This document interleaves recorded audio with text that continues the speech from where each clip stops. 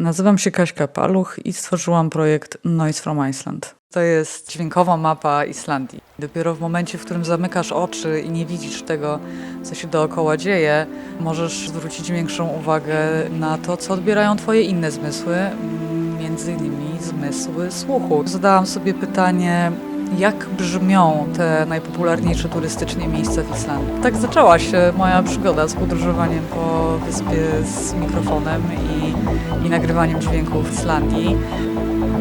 Tak na Noise from Iceland można kliknąć i usłyszeć, jak dane miejsce brzmi.